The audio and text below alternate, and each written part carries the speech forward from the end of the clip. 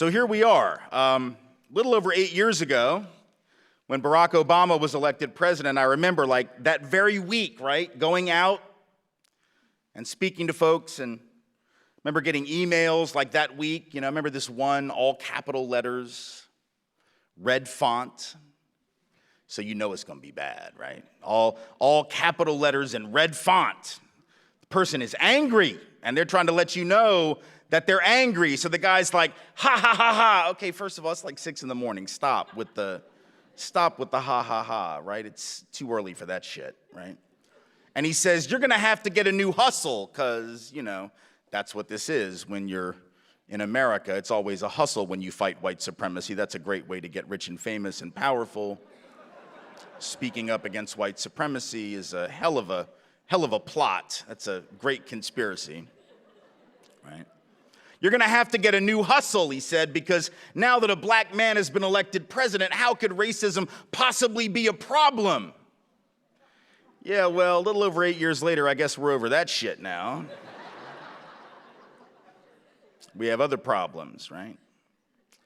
So here we are, trying to make sense of things, I suppose, and I want to suggest to you a couple of things before we really get into the substance of the remarks, right? One is this isn't just an ideological or philosophical or political debate we're having. There are really, at this particular moment in time, two sort of visions of America and about social change that are at war with one another. And these two particular visions of America and of social change are entirely incompatible with one another. They cannot coexist. One must die in order for the other to live. Make no mistake, there can be no compromise. There can be no playing nice. One must die in order for the other to live. And the two theories of America and social change are basically this. Number one, the sort of great man theory of America and social change, right? Which is a very long-standing theory, this idea that we have problems and along comes some great individual, usually a dude, right? Who's gonna solve all of our problems, right? You just elect the right person, you hire the right person, you have the right person in charge of stuff, and things get changed. And that's a very long-standing theory, right? It's actually what we learned. To be honest with you, it's what we were taught, probably going back to like 8th grade American history, because if you think about how we learned history, it was always a collection of quote-unquote great men, right? It was about great generals who fought wars and won certain battles. It was about great founding fathers who created this wonderful country, blah, blah, blah. It was about great entrepreneurs and industrialists who built the economy, right? That's how we learned it. It wasn't a collective history. It was an individual history. Into that historical framework and theory walks a man like Donald Trump, who was all about that mentality, right? Someone who comes in and says, I alone, his words, not mine, I alone can solve the problems of our country. I alone can fix the economy. I alone can defeat ISIS. I alone can handle this problem and that problem and this problem and that problem. So when he says that stuff, it's not like he came up with that, right? Anyone who thinks Donald Trump has had an original thought at any point in his life has paid no attention either to his life or the history of the country that you live in, right? Hello brothers and sisters, welcome back to the channel.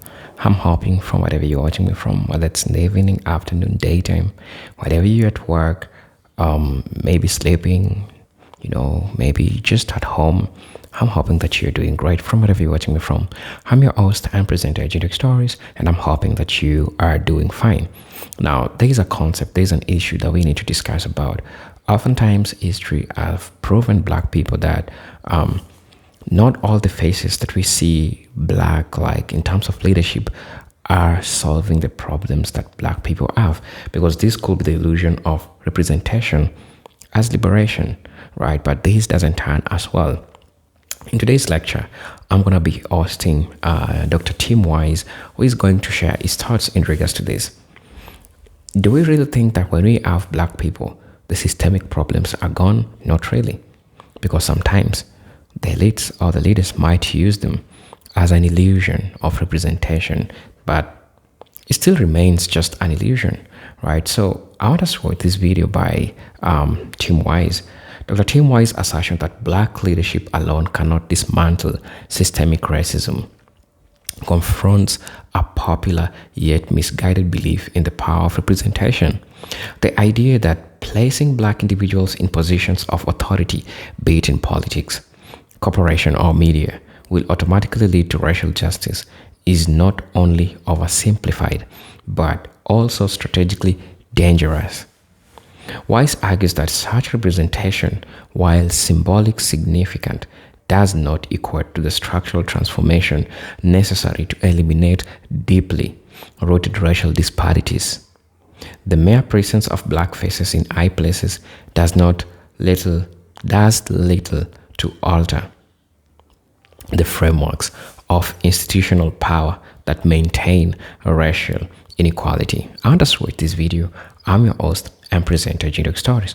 And for those who are watching us for the first time, I'll ask you to subscribe to the channel because Dr. Tim Wise is going to be giving you a masterclass speech, something that you might want to hear, right? So buckle up for this video as we do a dive deep into this video. So let's watch the video. I'll be back with my commentary as usual. Simply playing into a mentality that's very common, right? This idea that change is done by great individuals who seize the moment, right? That America has crises and problems and some person comes along and fixes them, which is inherently a disempowering narrative, isn't it? It's one that says, you don't have to do anything. All you have to do is put your faith in the power of a leader, allow your will to become his will to become your will. It's an inherently anti-democratic, small d, inherently authoritarian, inherently fascist mentality.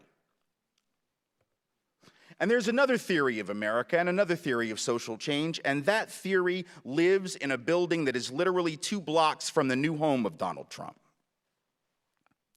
It resides in the Museum of African American History and Culture, which if you have not had the opportunity to visit it, you should take the time, make the effort, and go. Because in that building, 2 blocks roughly, long blocks, but still, from Donald Trump's new home, where he will spend at least a little time when he's not locked away in Trump Tower or Mar-a-Lago.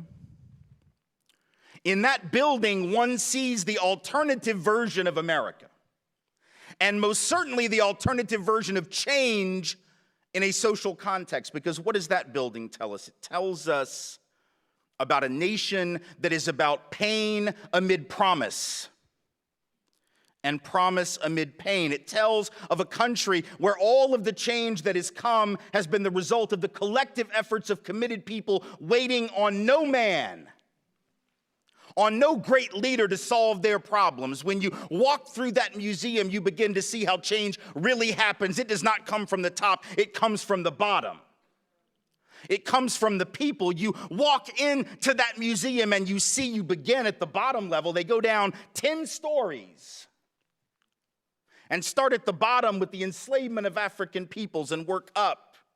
It is both symbolic and more than that. It is suggestive of how history unfolds and how change happens. And by the time you get up there, several levels above, right, you begin to see how the collective change, everything that has made this country anything remotely worth defending or supporting, has been the result of the collective action of people who would not settle for the great man, who would not settle for the great leader, who would not settle for the empty promises and the rhetoric of fools. And so you come into one part, and I don't want to spoil it for you, but tickets are hard to get right now, so it might be a minute before you get in, so I'm going to tell you what I have to tell you. There's a part where you come in, there's a statue of Thomas Jefferson, and it's dark. The lighting's about like it is in this room. It's on purpose, right? Statue of Jefferson, and behind him on the wall, lit up quite a bit better than his statue, right, is an engraving on the wall of words from the Declaration of Independence, which he wrote, of course, at least most of it. And the first part of that, right, all men are created equal, endowed by their Creator with certain inalienable rights. among these life, liberty, and the pursuit of happiness, right? And those words are lit up, and his statue is in the dark, and behind him is something even darker. There's like this structure, and you can't quite tell what it is when you first come in. It's like these sort of dark, looks like boxes of some sort, almost like the size of shoe boxes, and they're all painted dark, and you don't quite know what they are, and you get a little closer, and you begin to see that they're shoebox-sized bricks, basically, right? They look like bricks. They're intended to be bricks, and they all have names on them. And you get a little closer, and you look at what the names are, and if you don't figure it out within a few seconds, the docents will be happy to tell you what the names and the bricks represent if you haven't figured it out already, right?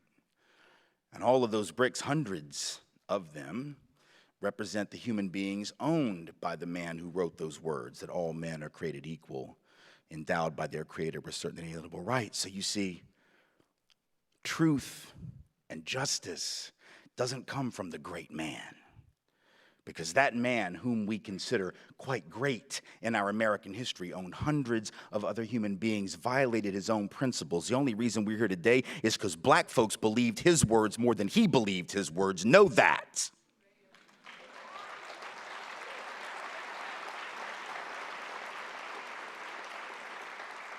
And then you move on, and you see some other things. There's an auction block from which human beings were sold by great men, quote unquote. An auction block on which we're told Andrew Jackson once stood to give a speech. Nat Turner's Bible is there. There's an axe handle that used to belong to Lester Maddox, segregationist governor of Georgia. He used to, before he was governor, run folks out of his restaurant with an axe handle who were black. And you're reminded as you walk through this place, Emmett Till's casket is there. You're reminded of something very important for us right now, and never forget it. And what is that lesson? That lesson is that folks of color have been overcoming bigger and badder than Donald John Trump for a long ass time. And if you think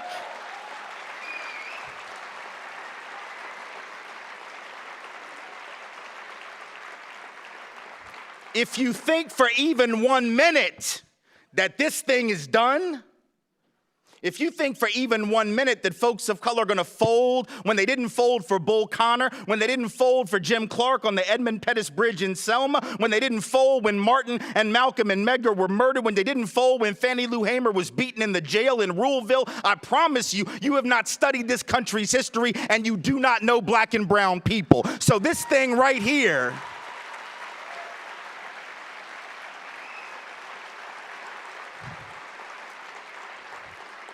this thing right here is just beginning. This is not the end of anything, it's the start. So welcome to the resistance, and here we go.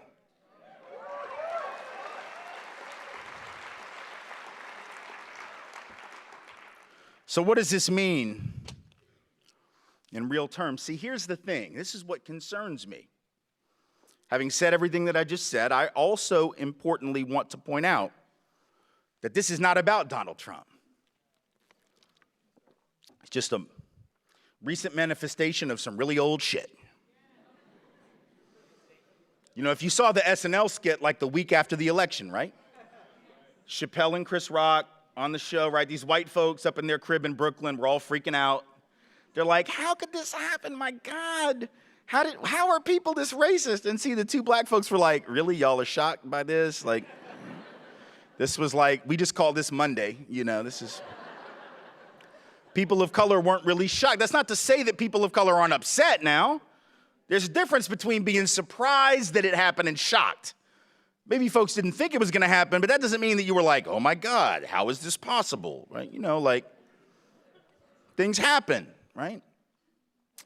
And so we got to understand that even though some of this stuff is new in the sense of maybe the level of extremity or the level of danger that we're looking at right now because of some historic circumstances, some of this stuff is really old. Like the struggle right now isn't really that different than the struggle 6 months ago. It's not really that different than the struggle a year ago or 3 years ago or 5 years ago. The struggle for police accountability, it's not any different. It may be harder, right, with an administration that is not going to investigate police unaccountability the same way, that's not going to attempt to hold police accountable for the things that they do nearly as much even as the last one. The last one didn't do enough either. But these folks probably not going to do it. So that's a problem, but the struggle is the same. You understand? Even if the ability to find allies in high places is less, that doesn't change the struggle itself. We still make the same arguments. We still mobilize in the same way. And so if unarmed black folks are 3 times more likely than unarmed white folks to be shot, and that is a fact nationwide, then the struggle is the struggle, whether Donald Trump is president or not, right? If racial profiling is such that people of color are 3 to 4 times more likely to be stopped and searched for drugs, even though white folks are twice as likely to have drugs on us on the occasion when we're searched, and that's a fact, the struggle is the same, whether Donald Trump is the president or not. So some of this isn't really new, and I want us to understand that because I don't want us to get knocked off stride by the idea that the struggles are now the result of this administration. This stuff has been going on for a very long time. Most importantly, and here's the really key thing, right? The very election of this man, based on the rhetoric and the narrative that he spun, is America 101.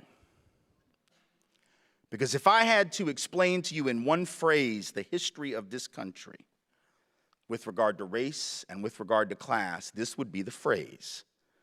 The whole history of America is the history of rich white men telling not rich white people that their problems are caused by brown and black people. That is the whole history of America. All the rest, as they say, is commentary, right? It's all footnote from there, right? The whole history of America is rich white men, or at least men who say they're rich. Now, we don't really know, do we? We don't really know. He inherited, not even inherited, took over a $237 million real estate empire from his daddy, but likes you to believe he is a self-made man. All right. Give me $237 million worth of assets and I will probably become rich too. Doesn't take a lot of skill, would take a hell of a lot of skill to lose all that dough. So I'm not sure we need to applaud the man for that, but whatever. He says he's rich, and for the sake of my argument, I'm just going to give it to him because it helps my history lesson. So we'll stick with it. Rich white men telling not rich white people that the problems are brown people. That shit goes back 400 years. All right? Go back to the 1600s. What do we see in the colonies of what would become the United States? We see rich white people who are not even called, first of all, they're not called white yet, because we hadn't created that shit yet, right? We hadn't thought of that. See, that was some other stuff. We came up with that. We hadn't thought of that yet. There were some rich European people who owned all the land, and among them were what? African enslaved folks and European peasants, many of them indentured servants, right? Just one level above enslavement themselves. And they outnumbered the rich dramatically. In some places, 5 to 1, 10 to 1. Other places, 2 to 1, but always outnumbered the rich. The rich were always a very small percentage. Just like right now, the top 1/10 of 1% of Americans owns the same amount of stuff as the bottom 90%. Wealth inequality is not really new. It's been the legacy of America. It might be more extreme right now than it's been in the contemporary period, but at the outset of the colonies, that was normative. So you had this handful of rich folks from Europe facing poor Europeans and African enslaved folks and indigenous peoples whose land they were seeking to conquer, and they began to realize something. They were like, holy hell, like this is not going to work forever. Like at some point, these folks are going to figure out that this is sort of shitty for them. Like they're going to want to take our stuff, right? Because they're going to realize we're hurting all of them, not just enslaved African folk and indigenous folk, but even these poor European folks. So what do we do? What do we do? What do we do? Well, we got to come up with something, man. We got to have some kind of a game that we can run on them. What's the game? We got a game. We came up with a game. The game was called the white race.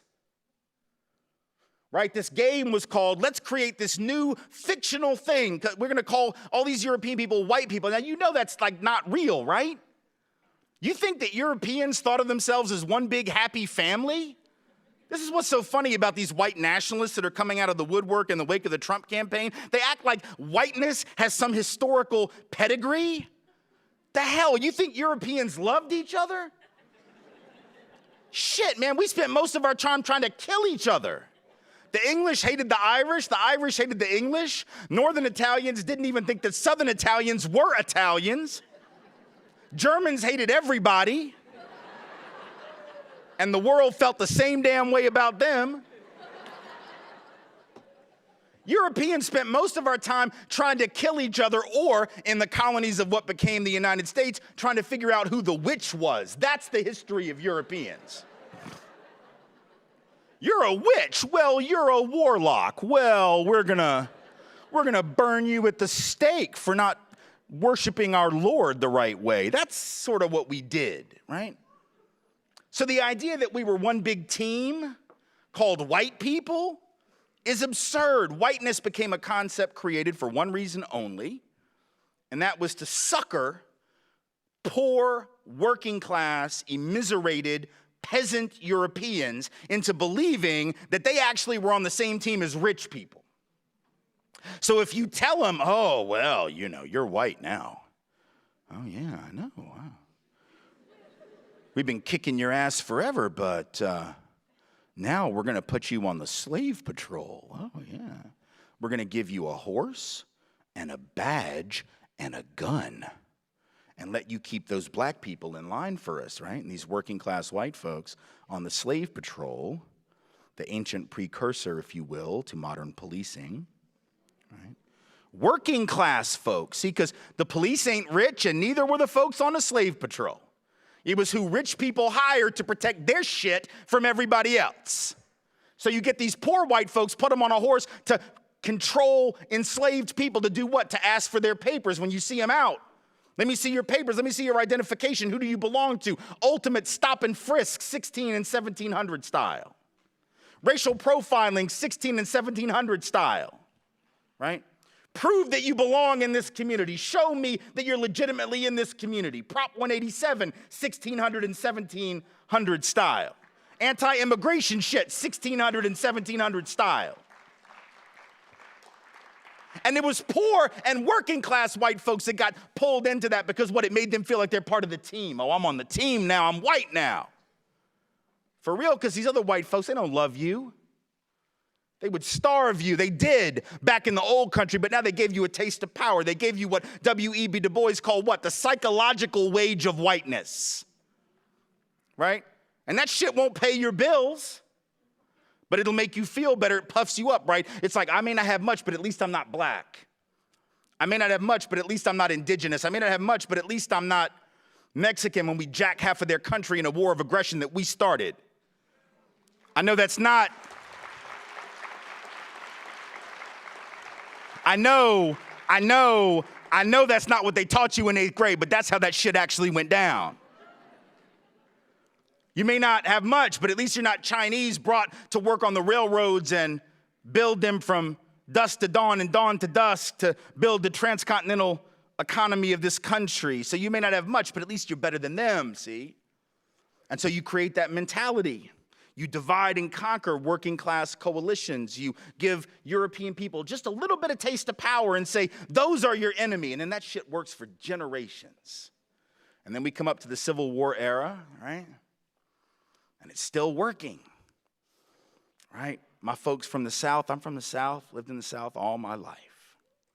And the only difference between those of us from the South and the rest of y'all is we know that our shit stinks, see? For real, like, those of us in the South who are white, we know we have an issue. White folks in California, not always clear on that, so y'all need to get clear.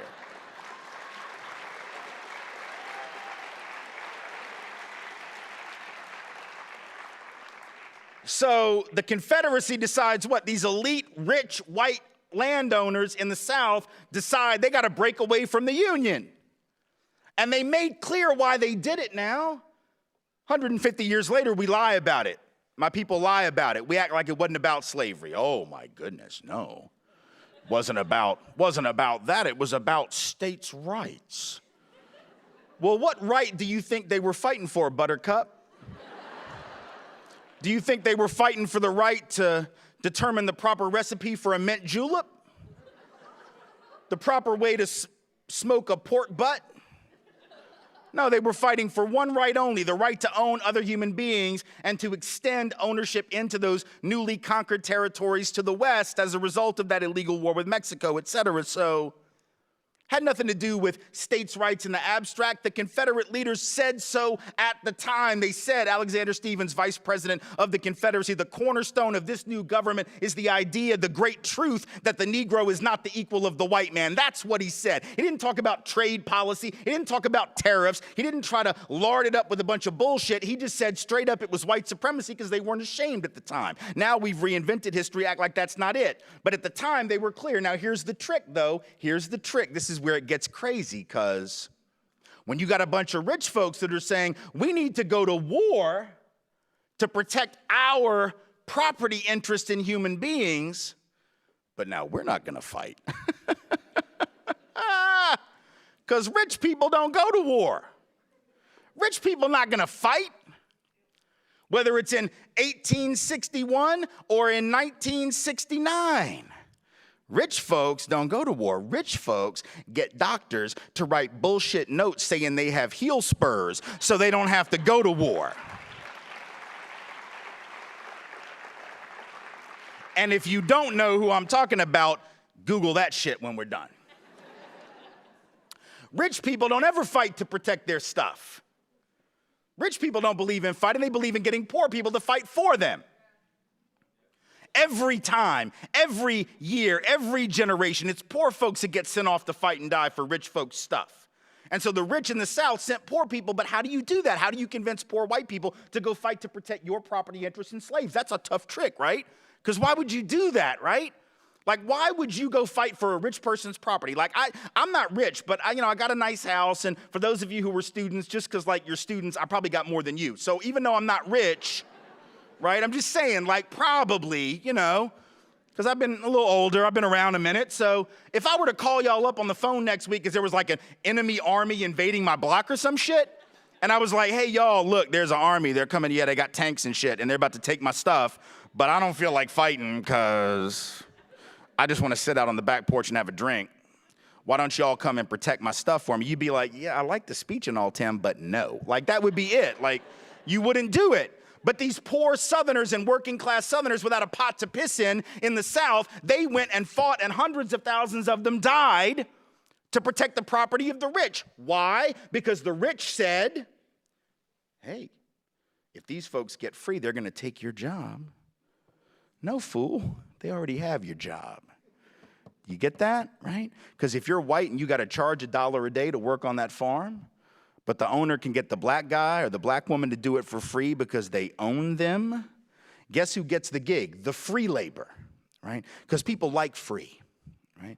Given a choice between free, don't cost me anything, and $1 a day, guess what? The white guy didn't get the job. So in effect, white poor folks would have been better off to help overthrow the system of enslavement and white supremacy and work for a better economic deal.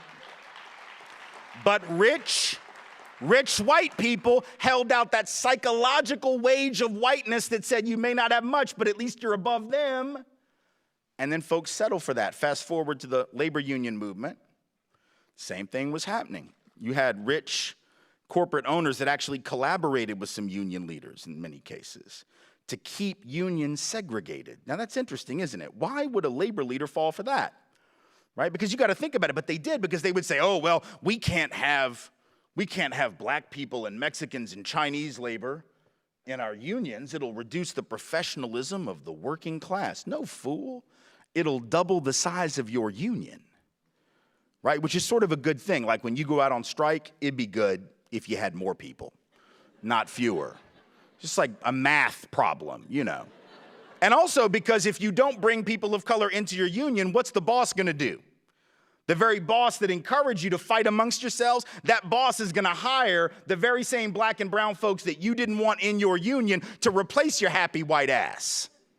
And then you're going to get mad at who? The boss? No, you're going to get mad at the black and brown labor who, quote unquote, took your job. See, some shit doesn't change. Rich white folks telling not rich white people that their jobs got taken by people of color. Fast forward to the present, we got somebody swearing that if we can just build that wall, but just that one wall on the southern border, because we don't trip about this one. We just trip about this one, not that one. We're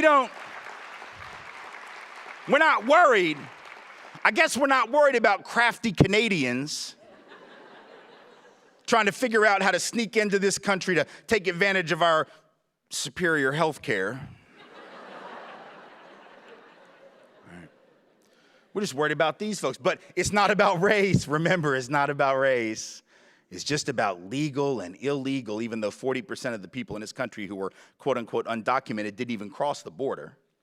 They're not undocumented at the time they cross any border. They came on legal visas, be they work visas or educational visas, overstayed those visas. A disproportionate number of those are not, in fact, from south of that border. They are overwhelmingly disproportionately from places like Canada, like Europe, not from Mexico, Central and South America, but we scapegoat some and not the others because, again, it's about rich white folks or presumptively rich white folks telling not rich white people that their problems are brown. It has nothing to do with facts. And by the way, the idea that if you build a wall, jobs are coming back, for real? Does anybody understand economics at all? Do you actually think that, like, the nation's capitalists are sitting around just waiting? They're like, holy shit, I hope they don't figure out that they could just build a wall. Do you actually think the capitalists are like, we've got them, we've been screwing them for years, we haven't been paying them right, we've been, not giving them benefits, but damn it, if they build that wall, we're gonna have to give them all a raise. Really? You think that's how it works? You build a wall and then all of a sudden the jobs come back? No, the wall doesn't stop capital from moving. Neither does a tweet, by the way. An angry tweet doesn't actually cause a company to change its plans. If you think that an angry tweet makes a multinational corporation decide, oh, holy hell, well, he's mad at me on Twitter, so I guess we'll just keep the jobs here. You know nothing about economics at all, right? A tweet's not gonna change, neither is a wall gonna change capital mobilization. Capital's always gonna be free to cross borders. Goods are always gonna be free to cross borders in search of the highest price, capital in search of the highest return. The only thing a wall does is chain labor to its country of origin. And if you have a policy that chains labor to its country of origin but allows capital to move wherever the hell it wants, so I can still move my company south of the border, I can still move to Sri Lanka to take advantage of less labor protection, environmental protection, et cetera. All you've done is tilt the game against labor permanently, and not just labor south of the border, but labor north of the border as well. Labor in this country would be far better off to have more folks here who were fighting for justice, who were fighting for better wages, who were fighting for better benefits, not something like a wall or a deportation policy that would limit the ability of those folks to mobilize for radical change. That is not a pro-worker policy, but it is very much in keeping with the mentality that says to those non-rich white folks, your problems are those people. And as long as we can keep folks thinking that, we're not dealing with the real problems. As long as we can keep people focused on that. See, that's the divide and conquer mentality that has existed for... Hello guys, welcome back to the channel. I'm hoping that you are doing super fine or super great from wherever you're watching me from. Again, I'm your host and presenter, J-Jock Stories, and I'm hoping that you are doing great. Now, there's so much to learn here that I've also seen, like historically, black people have always been given people who look like them in high places. But honestly, as we've talked, this doesn't always mean that the systemic challenges, the systemic problems that they are always going through is solved.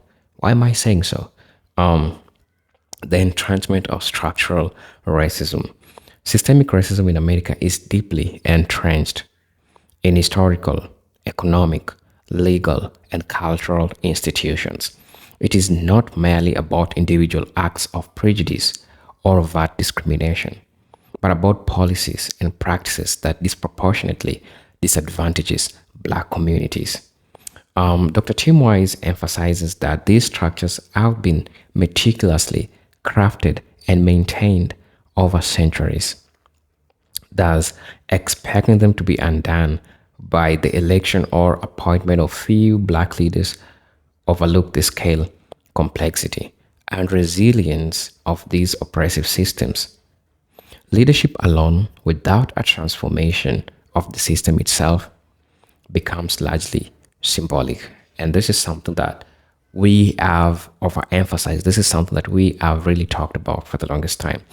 Also, it talks about the limits of institutional power. Black leaders often operate within institutions that were never designed with black liberation in mind. Whether it's in Congress, corporate America, or legal government, these structures have historically functioned to protect white privilege and capitalists' interest. A black president, mayor, or CEO may find their capacity to enact transformative change constrained by legislative gridlock, corporate boardrooms, or bureaucratic inertia. Dr. Weiss argues that individual leaders, regardless of their race, are often forced to operate within parameters that limit their ability to challenge systemic injustices. Right. Also, seeing all these black faces, it is just symbolism without substance. Because if it's not helping black people, then it's just symbolism without the substance inside it. Dr. Tim Moyes critiques what he calls politics of optics, the prioritization of what looks progressive over what actually produces measurable change.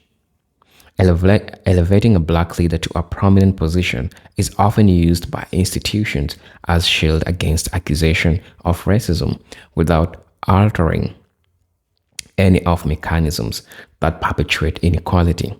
For instance, hiring a black police commissioner in a city plagued by racialized police brutality might make good for press, but it doesn't guarantee accountability, reform, or justice unless systemic changes accompany that appointment. The danger lies in confusing visibility with victory, right? I'm also going to be addressing the role of neoliberal multiculturalism. Dr. Weiss' critics also aligns with what scholars call neoliberal multiculturalism, where diversity is commodified and weaponized to sustain the status quo. Under this framework, the inclusion of marginalized individuals becomes a corporate or political strategy to appear progressive, while maintaining exploitative systems. Diversity becomes performance, not policy.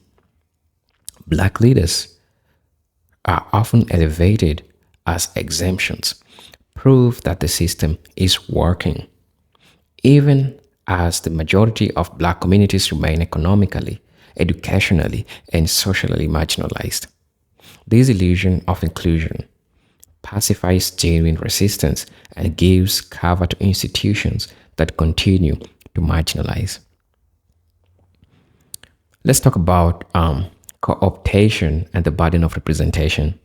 Weiss also points to the psychological and strategic burden placed on black leaders to both represent their communities and navigate predominantly white power structures. These individuals are often co-opted, expected to balance loyalty to their communities with allegiance to the institutions they serve. This pressure often leads to diluted advocacy or complicity in policies that harm their own constituents. Instead of acting as agents of disruption, many black leaders become agents of containment, unintentionally helping to reinforce the very systems they were taught to challenge. That's how it happens. Let's talk about the myths of post-racial progress. Dr. Weiss critiques popular belief that the election of black leaders, such as Barack Obama, signal the arrival of post-racial America.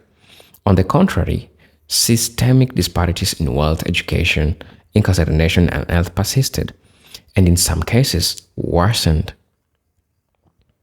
During such periods of symbolic racial progress, this myth of progress creates a dangerous complacency. When society interrupts the success of a few as the liberation of the many, it loses the urgency to address structural problems that remain largely untouched. Wise warns that the optics of progress should not distract from the realities of oppression. He also goes ahead and talks about the structural nature of inequality. What Dr. Wise continually emphasizes that racism is not just an interpersonal problem, it is a structural phenomena. It is embedded in housing policies like redlining, in schools like funding formulas based on property taxes, in healthcare systems that neglect black communities, and in criminal justice practices that disproportionately incarcerate black men.